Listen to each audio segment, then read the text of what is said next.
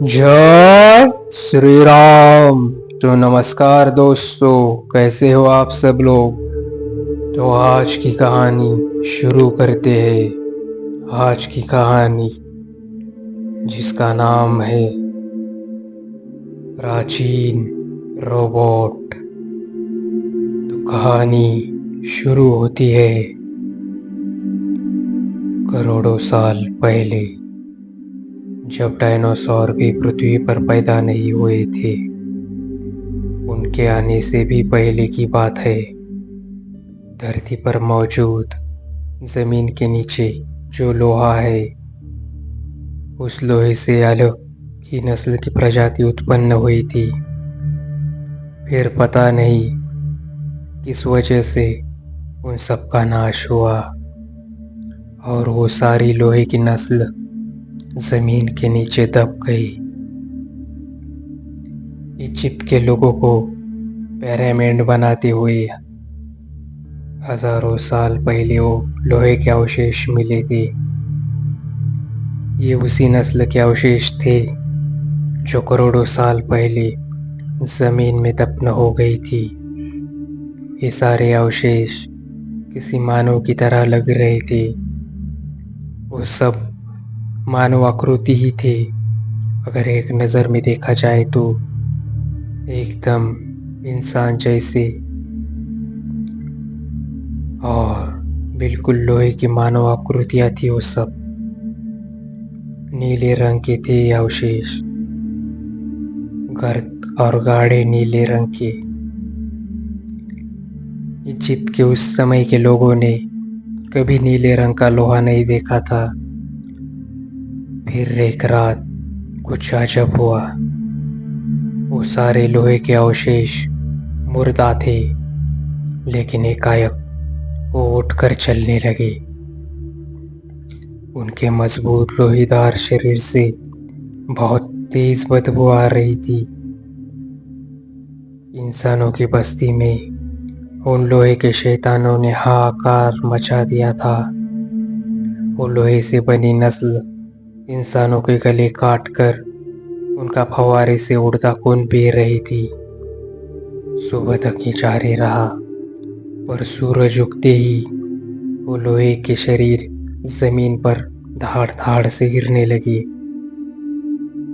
फिर इजिप्ट की फौज ने उन्हें लोहे के टनकदार शरीरों को बहुत गर्मी में जमीन के नीचे पिरामिड में दफना कर रख दिया और उनके ऊपर किसी मम्मी जैसा ताबूत बना दिया।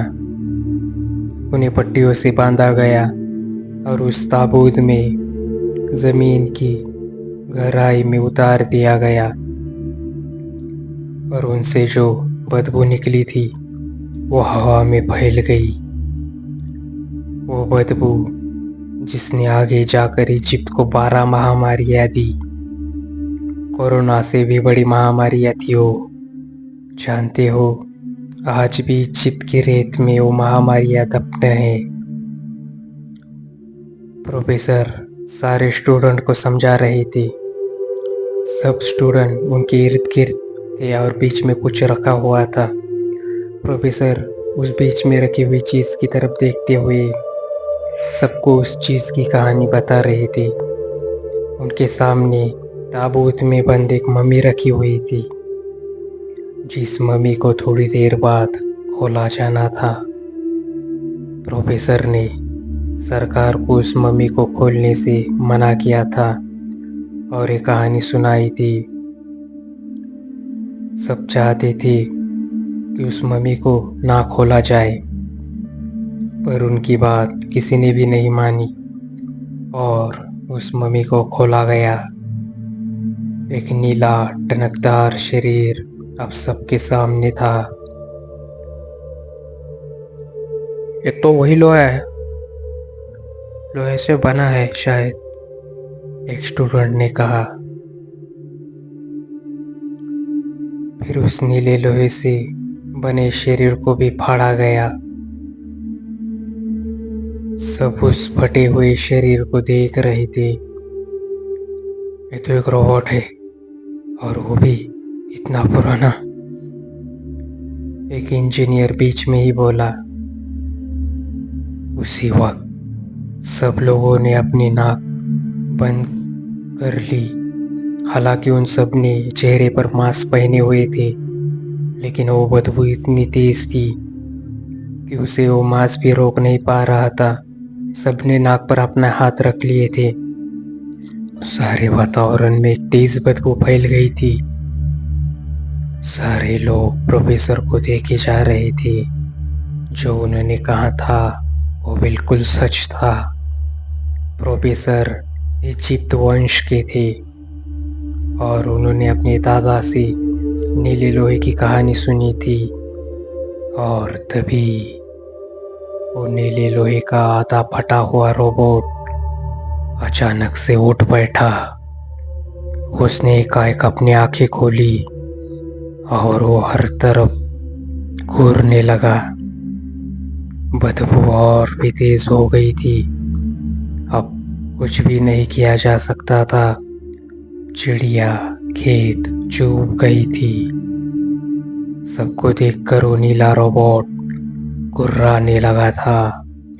उसकी गुर्राहट इतनी तेज थी कि सब वहां से उठ भाग खड़े हुए। सब भागते हुए बाहर आए। बाहर बहुत तेज धूप थी। इतनी तेज धूप कि बाहर निकलना भी मुश्किल था। प्रोफेसर की कहानी के अनुसार इस प्राचीन रोबोट को धूप में नहीं आना चाहिए था, क्योंकि धूप से ये बेहोश हो जाते हैं या गहरी नींद में चले जाते हैं शायद। जैसा कि प्रोफेसर ने बताया था, हजारों साल पहले धूप की वजह से ये टीन के डिब्बे नीचे धाड़ धाड़ से गिर गए थे और इजिप्ट की फौज ने उन्हें काबू में कर लिया था। तो धूप इन्हें परेशान करती थी। पर ये क्या था? वो रोबोट आहिस्ता ढक भरते हुए धूप में आ गया था। धूप का कोई भी असर उसके नीले शरीर पर नहीं हो रहा था। अब सचमुच देर हो गई है, बहुत देर। प्रोफेसर के मुंह से निकले आखिरी वाक्य थे, क्योंकि इसके बाद उस रोबोट ने प्रोफेसर का सर एक ही फटके में धड़ से अलग कर दिया था। प्रोफेसर के शरीर से उड़ता हुआ खून का फव्वारा वो नीला लोहे का रोबोट पी रहा था। सारे माहौल में एक तीव्र बदबू फैलती जा रही थी, एक तीव्र गंध जिसे बर्दाश्त कर पाना अब बर्दाश्त के भी बाहर था।